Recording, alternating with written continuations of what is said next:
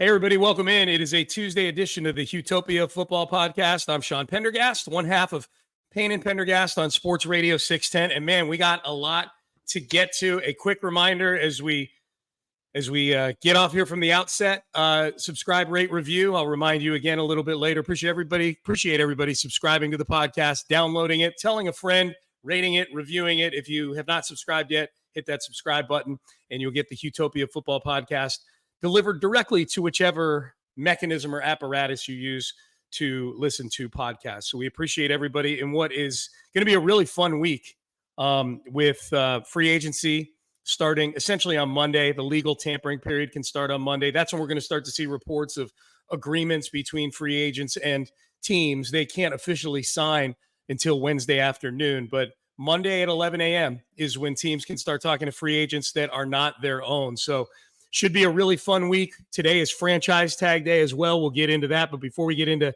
any of the franchise tag free agency, mailbag as well. HOUmailbag@gmail.com. We're going to do a mailbag today. I've got about a half dozen or so questions that we'll get to in the mailbag. So appreciate everybody downloading, subscribing, rating, reviewing the podcast. Let's get going. And let's start with Dalton Schultz. The big news, the Texans, this just came down within the last hour of my recording today's podcast. So I'm glad we waited a little bit because this is easily the biggest Texans news that we may get today, unless there's more free agents that come back. But the Texans have re-signed Dalton Schultz, according to Ian Rappaport of the NFL Network. 3 years, $36 million, $23.5 million guaranteed. I thought Schultz was a candidate at least to get a franchise tag today. That would have been about $12 million. As it turns out, he signs a deal with an average annual value of $12 million anyways. It's just a multi-year deal. My thoughts on this deal, I've got four main thoughts on this deal. First, let's just start with the money and the length of the deal. I'm totally cool with 3 years, $36 million for Dalton Schultz. He was a good player for the Texans this past season. I thought he developed some nice chemistry with C.J. Stroud. And I think that it's a reasonable contract. It puts Dalton Schultz on the fringe of the top 10 for highest average annual value at the tight end position. I think it puts him at 11th. I don't know if there's any tight ends that are going to be surpassing him in this class of tight ends free agency wise. Dalton Schultz might have been the best free agent tight end out there. So I thought he played his cards perfectly. Came to the Texans on a 1-year deal, proved that he's a great fit both in the locker room and in this offense. Blocking might need, a little bit of improvement, but I think he's a willing blocker. But obviously he's getting paid $12 million a year because he became such a reliable target for C.J. Stroud. So I'm good with the money for Dalton Schultz. Thought number two, this keeps another huge brick in what I like to call the wall of C.J. Stroud continuity. The C.J. Stroud continuity wall, which has been a big deal for DeMeco Ryans this offseason, bringing Bobby Slowick back. The fact that Slowick didn't get another head coaching or didn't get an offer for a head coaching job, or at least if he did, he didn't take it. So bottom line is Bobby Slowick is back. Gerard Johnson is back. A lot of the offensive line hopefully gets healthy and is intact and improves this year. He's got Nico Collins and Tank Dell here as well.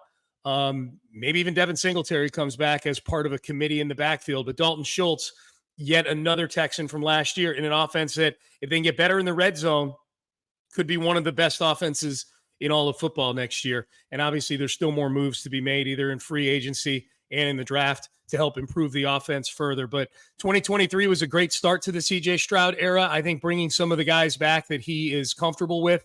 Dalton Schultz he's up there. And Dalton Schultz, from the time C.J. Stroud became a Texan, Dalton Schultz, if you watch some of the documentaries and some of the footage behind the scenes, that bond was built very early between Dalton Schultz and C.J. Stroud. So I love that.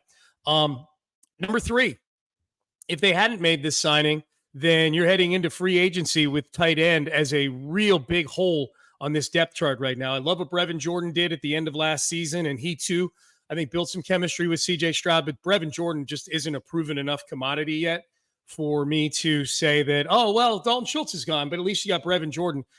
Brevin Jordan is more of a hybrid type of player than a true tight end. And then there's Tegan Catoriano on the roster, who has been banged up, injured both of his seasons in the NFL, so you can't count on him.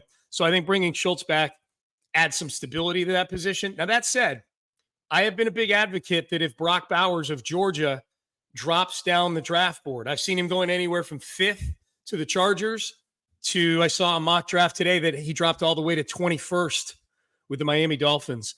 I am still an advocate that if the Texans, if Brock Bowers of Georgia drops far enough and gets within shouting distance of the Texans, 14, 15, 18, wherever that may be, I would give a serious thought to trading up and getting Brock Bowers. What an amazing weapon that would be to go with Nico Collins and Tank Dell and a wide receiver that maybe you draft in the 2nd or 3rd round, whatever free agents it is that you're picking up.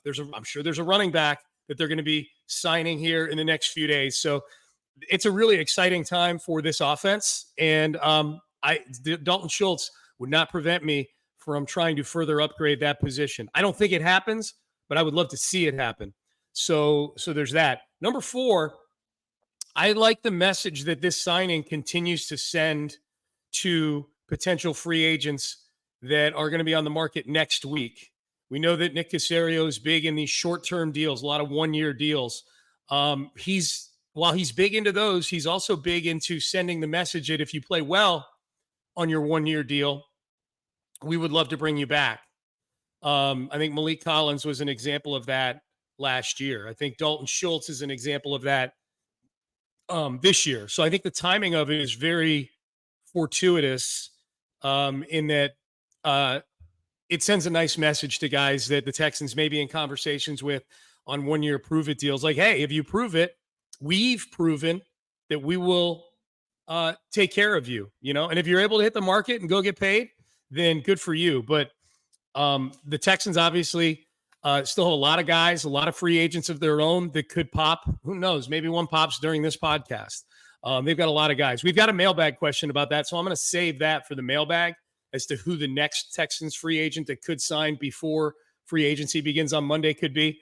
But we got a long week in front of us, so I think there are going to be more, if for no other reason than the Texans have more free agents out there than anybody else. But for now, Dalton Schultz, the only one, he is back, 3 years, $36 million. That gets a Houtopia thumbs up. So we like that right there. All right, so today is franchise tag day. So at 3 o'clock today, as I'm recording this, we're into the 1 o'clock hour here locally. We've already had a handful of franchise tags come down. I suspect there will be 1 or 2 more. So as I'm recording this, the franchise tags that have come down, T. Higgins, wide receiver, Cincinnati, L'Jarius Sneed, cornerback of Kansas City. Those were already in place before today. Today, it's been a pretty active day. Brian Burns, the defensive end from Carolina, got the tag. Justin Matabike, the defensive tackle, who I know a lot of Texan fans were excited about the chance to court in free agency. He will not hit the market. He's been franchise tagged by Baltimore. Safety Antoine Winfield, franchise tag by Tampa Bay. He's safety. Obviously, I think I said that. Kyle Duggar, a little bit of a surprise, safety for New England, franchise tag. Jalen Johnson, cornerback for the Chicago Bears, also tagged as well. So by my count, that's 7 or 8 guys, 7 franchise tags handed down. I think we could see Michael Pittman, the wide receiver from Indianapolis, get a tag in the next couple of hours. And maybe one more out of left field, kind of like the Duggar one. I think the ones that impact the Texans the most are, Josh Allen of Jacksonville is another one, the defensive end that I think could happen as well. So obviously I'm going to treat the Pittman and Josh Allen ones for a second as if they've happened, since they've been forecasted by a lot of folks. Obviously the impact there is that these are AFC South teams that are using the tag. So Josh Allen would remain in the division, at least for now, unless there's a trade, similar to Michael Pittman. I personally, if the Colts want to franchise tag Michael Pittman, do it all day long. I think Pittman's a fine player. I don't think he's an elite wide receiver. I think he's good. But I'm cool with that. Josh Allen, I was hoping would hit the market and that maybe the Texans would get a shot at him. And I think that's the other thing from a franchise tag standpoint that I would point out is that with each of these defensive ends that comes off of the board, Brian Burns, franchise tag. Josh Allen could get franchise tag. I think Danielle Hunter in Minnesota could get tagged, who knows, in the next couple of hours. With every one of these guys that gets tagged, it makes Jonathan Grenard that much more valuable in free agency. Jonathan Grenard hits the open market as one of the top, he would already hit the market as one of the top defensive ends, even if there were no franchise tag. But when you take the tippy top guys like Burns and potentially Josh Allen and one or two others off the board, man, what a spot for John Grenard to be in, that he hits the open market. Now, there's still time. Maybe the Texans see Jonathan Grenard that way, put a tag on him with the idea that they're working towards a deal. They feel confident they're going to get a deal done, and this buys them some more time to do that into free agency next week. It keeps Grenard off the market in case this is a process that ends up taking, say, a couple weeks to hammer out a deal. I don't think that's going to happen, but it could. But either way, Jonathan Grenard's in a great, great spot. So I think the big Texan effect, because that's what this is a Texans podcast. The Texans effect with all these franchise tags is the defensive ends impact the value of Jonathan Grenard. The tag of Justin Madubuike takes a big target for the Texans in free agency off of the board. I really think the Texans, if they're going to make a splurge in free agency, are going to look to the defensive line. And we're going to get to that in just a second. But I think those are the big impacts. I don't think the defensive backs that are getting franchise tagged, I don't think those really impact the Texans at all. I don't know that they're shopping in that aisle for cornerbacks or safeties, especially if they're bringing Jimmy Ward back. Then you've got your two starting safeties in Jimmy Ward and Jalen Petrie. But it's the defensive linemen and it's the defensive ends and the defensive tackles, these franchise tags, I think impact the Texans. There will be no running backs getting a tag, which again, that impacts the Texans because I do think the Texans are going to be shopping for veteran running backs. The ones that were in the conversation for a tag, Saquon Barkley, Josh Jacobs, maybe even Derrick Henry. Not sure they're shopping in that aisle, but they're available. And I know a lot of Texan fans out there want Saquon Barkley in a Texans uniform. I'm fine with Saquon Barkley in a Texans uniform, just not at the price some of you are willing to pay. So that's where I am on that. But no running back tags. It looks like there won't be any tags on Texans unless it's Jonathan Grenard. He's the only one that I could see them using a tag on. And a few, I think, key targets for the Texans off the board, which brings us to free agency and my free agency wish list. I know a lot of you had been wishing for Mike Evans. Let's start there with the Mike Evans talk. Again, like Saquon Barkley, I would have been cool with Mike Evans being a Texan. I would not have been cool with him being a Texan at $26 million a year, which is what he signed for with Tampa Bay. I think the Texans have other needs that need to be addressed more than wide receiver. Wide receiver is definitely a need, but it's not a need that you can be shopping for $26 million wide receivers. So I'm happy for Mike Evans. I know a lot of you that dream ended yesterday. A lot of you were dreaming of Mike Evans and him wearing that number 13 for the Houston Texans, his hometown. Well, Galveston's his hometown, but we know he's a big H-Town guy. I'm happy for Mike Evans. I'm happy the Mike Evans thing is over because I never thought the Texans were going to be shopping for him anyways. I think the thing I'm most intrigued by now is to see how things work out with Evans in Tampa Bay this year, what kind of season he has, and similarly, what kind of season the Texans have offensively, where maybe if they don't make the right moves in the draft or free agency and wide receiver is an issue. I know that the faction of Evans people will cite their not being aggressive for Mike Evans as a big Family Feud red X next to Nick Caserio's name. So I'm anxious to see how that plays out. I wish Mike Evans the best. I think the Texans are going to be just fine without him. I think the draft, if we saw anything from the combine this weekend, there are plenty of intriguing prospects at the very least, if not future really good to great NFL players at the wide receiver position that might be available on day two. Honestly, there's a ton of potential at the wide receiver position. A lot of guys who ran real fast, but were also very productive at the collegiate level. So that's where I'm at on the Mike Evans deal. As far as my wish list goes, we talked about defensive line. If you listen to Payne and Pendergast, you know I've been on the Christian Wilkins bandwagon long before the Dolphins indicated that they're not going to franchise tag him. I've been on the interior defensive line class since during the regular season. When you look at those lists and you see names like Justin Madubuike Chris Jones is in a separate category because he's going back to Kansas City. But Christian Wilkins, Leonard Williams, guys like that. There's some good names out there. I love the thought of Christian Wilkins in a Texans uniform. I'm totally cool with the idea of spending 22 or 23 million a year on Christian Wilkins. The forecast that I had seen from Daniel, I forget your last name, but you work with our friend of the podcast, Texans Cap. 4 years, 92 million, 45 million guaranteed. 4 years, 92 million, which is 23 million a year, 45 million guaranteed for Christian Wilkins. I would do that deal. And I think Christian Wilkins alongside Will Anderson is the makings for a really, really good defensive line. Obviously, you'll need to fill in and you'll need to find some guys. Malik Collins is still here. So I think your starting defensive tackles are very, very good if you brought Wilkins in. And then obviously defensive end is a position that's going to need to be addressed independent of whether you sign Christian Wilkins or not. Now, I guess the flip side to that, if we want to kind of reallocate resources here, is that if you don't sign Christian Wilkins, that leaves splurge money available potentially for a defensive end. We've got to wait and see who's franchised and who's not.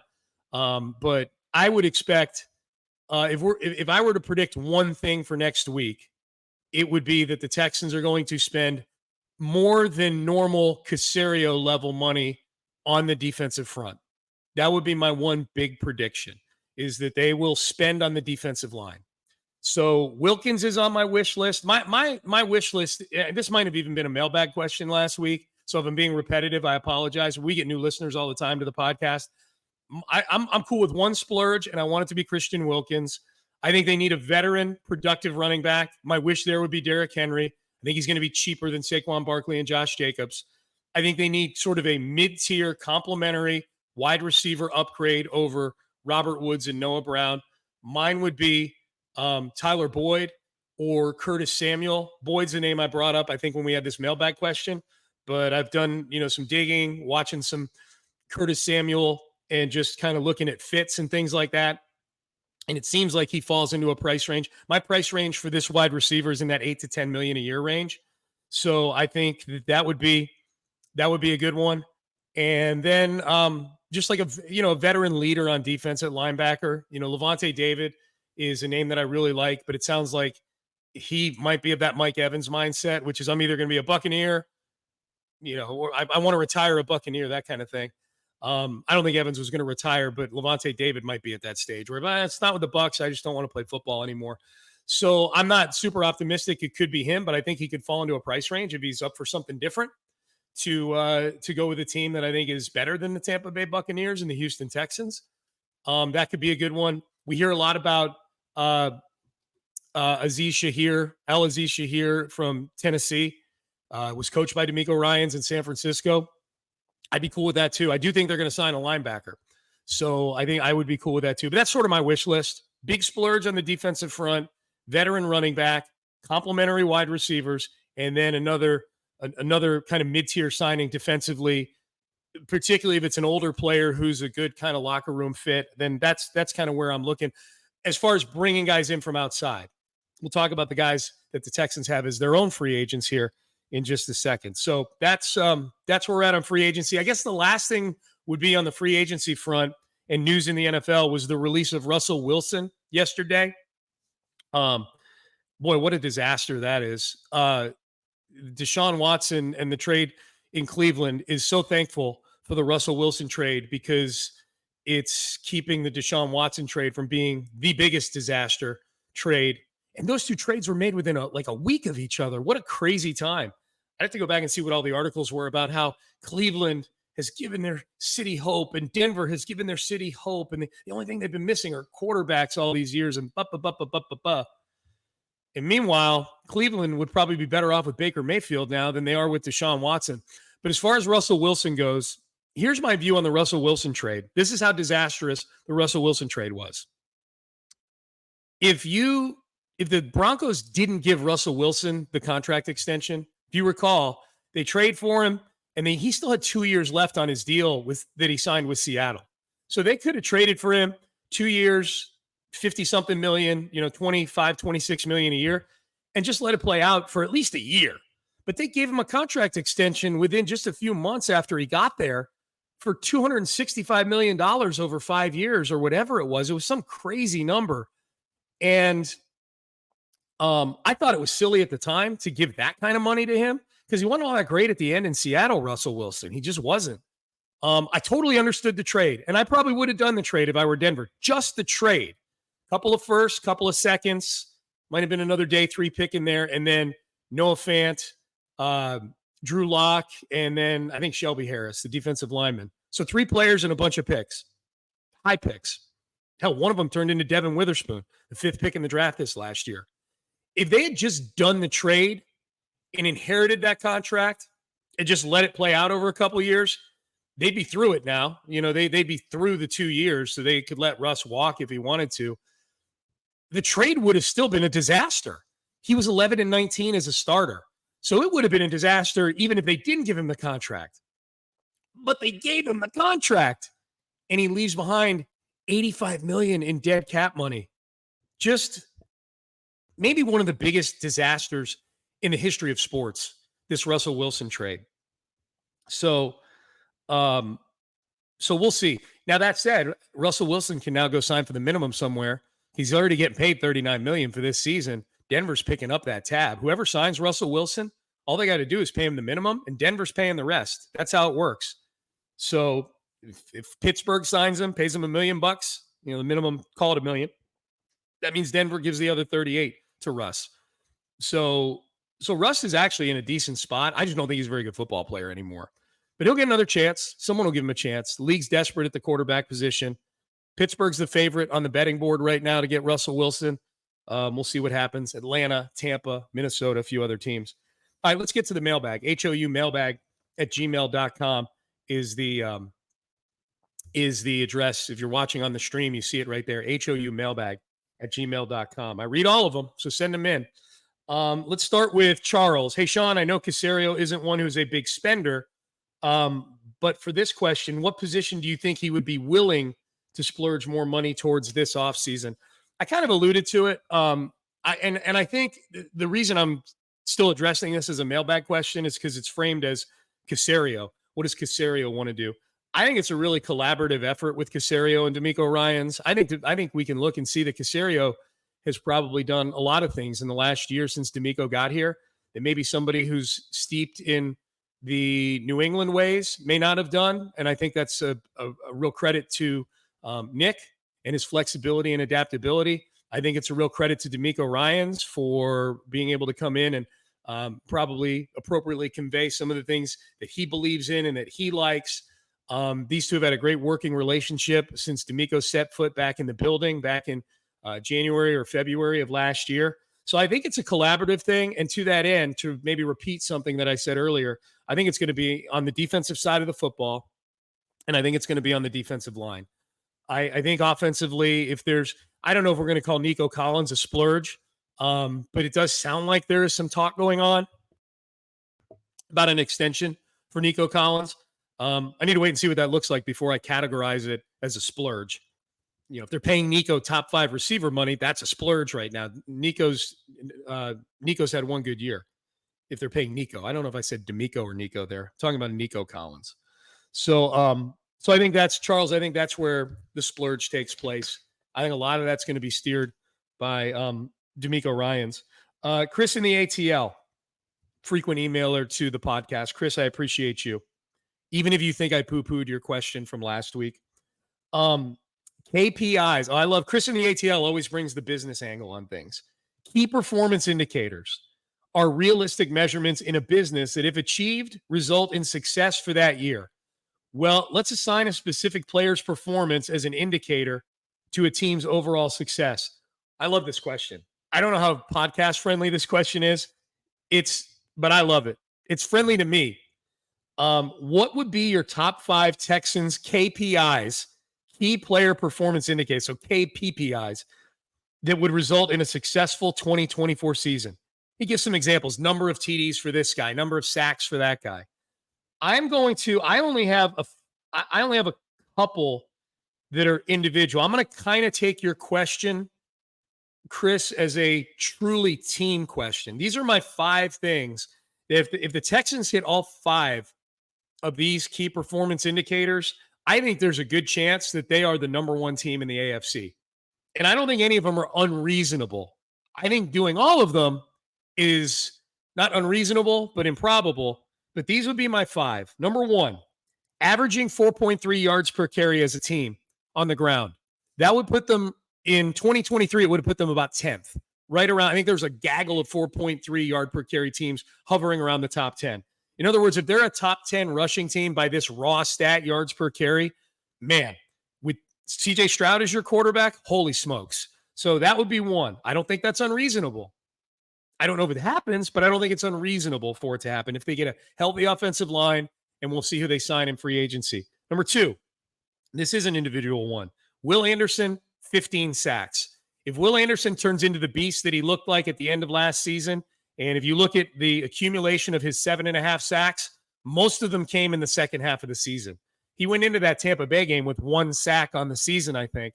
So remember that? He sacked Lamar Jackson in the opener, and then it took forever for him to get his second sack. All of us who love Will are just peppering you every day with pass rush win rate stats to go, look, he's a good player, I swear. He got most of his sacks in the second half of the season. I think there's something to that. So if Will Anderson gets 15 sacks, that means you've won that 3rd overall pick in that trade. I think they've already won it, but that means you've won it. Okay, here's a couple. These are availability ones of key performance indicators of availability. If there is a total of just 12 games or less missed by the starting offensive line due to injury, that's 2 to 3 missed games per guy. You're going to get a couple guys like Shaq Mason who play every game. You may get a guy who goes out for a long period of time for, say, 10 games, and then everybody else is healthy. I think you can withstand that. But I use 12 for a reason. 1, it's able to spread at least some lack of availability, a reasonable lack of availability, 2 to 3 games for each guy across the whole line. I think you can weather that storm. It's way better than the situation was last year where you used 7 or 8 different combinations of offensive line. And it also, though, indicates like you're not losing any of these guys for the season. Or if you do, it's halfway through and the guy's out for the last 9 games of the year. So I think I use 12 as a number. It's kind of an arbitrary number, but I think we've seen with Texans teams that have run the ball well in the past. I think back to those Chris Myers, Dwayne Brown offensive lines, Wade Smith. Those guys answered the call virtually every week. And maybe you lose one guy for, 4 or 5 games, something like that. So I think it's key. I think continuity is going to be key on the offensive line. No more than 12 games missed by the offensive line. Number 4, no more than 5 games missed total between Nico Collins and Tank Dell. We can't have Tank Dell going out with a broken leg for the last 6 games of the season. We can't have Nico Collins, like he did his first 2 years in the league, missing 8 games on the season. We need those guys healthy and available for the most part. This gives some latitude and some leeway. Tank gets a concussion in week 5 against Atlanta. He misses week 6, but he's back week 7. So you get a little leeway for stuff like that. And I think Nico missed a couple games this past year, but I would still call 2023 a healthy season for Nico Collins. He played in 15 games. So no more than 5 games missed by Nico Collins and Tank Dell. And then finally, getting their red zone conversion percentage on offense up to 63%. They were middle of the pack, the Texans were this past year, 16th exactly in red zone offense. If they were 63%, they would have been 6th. So right on the cusp of the top 5. I'm not asking them to be number 1 or 2 in any of these things where I'm doing the team stuff here. I'm saying get into the range where you're one of the best teams in the NFL. So 63% red zone conversion rate. Those would be my 5. I love that question. All right, let's keep it moving because we've got a few more we got to get to here. Joe Q, frequent emailer to the show, and I appreciate Joe. Is it possible that we are vastly underestimating the genius of Bobby Slowick and that in 5 years he will be enormously successful as a head coach and we will nod and say, of course he is? Now, Joe goes on to make his argument for that. I'm not going to argue against you on this, Joe. I think that's a distinct possibility. I love your discussion points on it, that C.J. Stroud had the best rookie season for a QB in NFL history, that he improved the team, C.J. did, by 6.5 wins, and he had a league-leading touchdown to interception ratio. Without going too deep in just reading paragraphs of your discussion here, what Joe's argument is that Bobby Slowick played a huge role in just how advanced CJ was. Clearly a very, very talented football player, but CJ's ability to read some of the things that he was able to do, his ability to stay out of trouble. I'll remind people the 5 interceptions he had on the year came in just 3 games, and the Texans actually won all 3 of those games. He threw his first one against New Orleans. They won that game. He threw his second one late in the Cincinnati game. It almost cost them the game, but they were able to go on and win. And then the Arizona game, he threw 3 in that one game. They were still able to win that football game. So I'm fully on board with that. I know my criticism of Bobby Slowick this season was more in terms of specific pockets of things and decisions made. I don't have a huge issue. I don't have any issue at all with the scheme and what he's trying to do and what his philosophies are offensively. I thought he got better as the season went on. Like, one of his worst games as an OC was the second game of the year against the Colts, where he was running the football down 3 touchdowns in the second half, and they weren't acting with any urgency. Some of that may have had to do with having a rookie quarterback in his second game, but I think CJ quickly proved to him and everybody else, like, no, man, we're capable of speeding this thing up. Yeah, Joe Q, I think it's fully possible. Bill Kelly, I want to read this whole email because it's one of the greatest emails I've ever read. And he talks about Sean Solo, because I'm doing the podcast solo now since John McClane left. And he does the whole email with Star Wars references in it. Sean Solo, Han Solo kind of thing. But I'm trying to keep the podcast tight. I just want to give you a shout out, Bill, that you entertained me greatly with this this email that you sent. Now, the question that Bill had, I'll read the question. My question for this rebel alliance of the AFC South is this. He says, I'm right there with you on trading up to get Brock Bowers. The force is strong with him. And if he's around at 15, Caserio should make moves to move up from 23. However, unless you're picking number 1, unexpected things happen in the draft. Given that uncertainty, if there was one free agent that we could pull with the tractor beam powered McNair money, who would it be? I've already said mine's Christian Wilkins. I would say Christian Wilkins. I would say if an edge rusher hits free agency that's franchise tag worthy, Josh Allen comes to mind. I think even Danielle Hunter. I would certainly kick tires on that. I have not said what a splurge would be on the offensive side of the ball for me. And maybe my splurge is what I want them to do to get Brock Bowers in the draft. That might constitute. But Bill's question is about splurging in free agency. I'm just not wild about splurging for running backs, man. It's just so fraught with disaster. And I mean, I guess the only place you can really splurge at this point, because you've already signed Dalton Schultz today. I don't think they make any moves on the offensive line. I don't want to see them spend more money on the offensive line. I want to see them improve this group. So maybe wide receiver, not a Mike Evans level splurge, maybe like a Calvin Ridley, somebody like that. If he fell in that $15-16 million range, right, that would be a splurge to me for Calvin Ridley. So I think that's it. But I think the splurge is going to come on the defensive side of the ball. All right, so here we go. This is the question. Tommy asked this question. He sent this in right after the Schultz signing. And all he says is, Dalton is done. Who's next? I think the big names that are still left on the 1-year deal crew, there's a lot of guys. They have a lot of free agents, but the ones that are going to have some degree of market out there in free agency, Devin Singletary, I think he's coming back on a pretty reasonable deal. I do think he's going to come back and they're going to sign somebody else. I think he's going to be part of a committee. That's what he was brought in here to be this past year. But Dameon Pierce was just such a disaster in the system. They had to lean on Singletary almost exclusively in the second half of the season. I'm starting to feel like Steven Nelson might be back. I do think he'll hit free agency, but I think he'll be displeased with what his market is in free agency. So I think he could be back. Blake Cashman is one where I think that market might turn into something where Blake Cashman is gone. Would love to have him back. Sheldon Rankins, if they sign Christian Wilkins, I don't think there's any way Sheldon Rankins is back. And then Grenard is the big one. If I had to guess right now, I would guess Grenard's gone.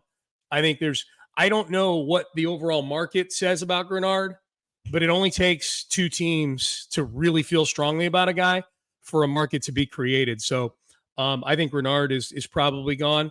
I think he'd like to stay here if the money, all things being equal, because he had a lot of success in this defense. I don't know what to do with the kicker and the punter, Kaimi Fairbairn and Cam Johnson. I I've not gone looking around the league to see what the needs are for other teams with kickers and punters. I just know that the Texans have two of the better ones with Fairbairn and Johnston when they're on the team. So that might be the splurge. To answer the previous question from Bill Kelly, is the splurge might come from within. And you just go ahead and bite the bullet and say, look, we're going to pay Ka'imi $6 million a year, make him one of the top paid kickers, and pay Cam Johnston whatever the top punter amount is. And depending on what else they do in free agency, I would be cool with that. I mean, those have been two of your most reliable players the last 2-3 years. All right, so that's the current status on free agency. Last one, Brian emailed in. Brian said, I was the one who emailed about the Patriot documentary, The Dynasty, last week, getting your thoughts on the first 4 episodes. He says, okay, holy shit, the Aaron Hernandez episode. I'll keep this brief because this is not a Patriots podcast, but it is a podcast for football fans. The last 2 episodes that dropped for the Dynasty were episodes 5 and 6, dropped last Friday. Episode 5 was one of the most boring ones so far in the series. It was largely centered around that season that Matt Castle had to take over for Tom Brady. Just nobody's more boring than Matt Castle. It's just that it was still decent. Like, it was still good. It was okay. This documentary has been incredible, and I don't like the Patriots at all, but it's been an amazing watch. I don't find myself looking at my watch to see how much time's left in the episode. I find myself totally engrossed how they kept all this footage. And where they kept all this footage that they use in this thing is, I mean, some of the footage is incredible. The mic'd up stuff is amazing, and practices and whatnot. The Aaron Hernandez episode, which is episode 6, is one of the most compelling episodes in a documentary series that I've ever watched. And I've watched the Aaron Hernandez HBO documentary already, which was, that was an hour and a half on Aaron Hernandez. This is 38 minutes or whatever. But to listen to some of his former Patriot teammates talk about Aaron Hernandez, holy cow. Wow. I mean, I don't need to, I was going to go, wow, what a warped guy. Yeah, no kidding, Sean. He killed people. He's a warped guy.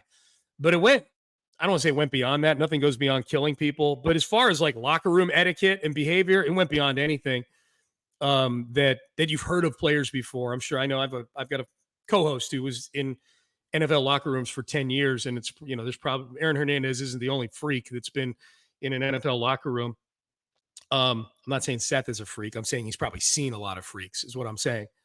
But it's an incredible episode. If you haven't, even if you don't feel like watching the entire docuseries so far of the Dynasty with the Patriots, you can go watch that episode just standalone.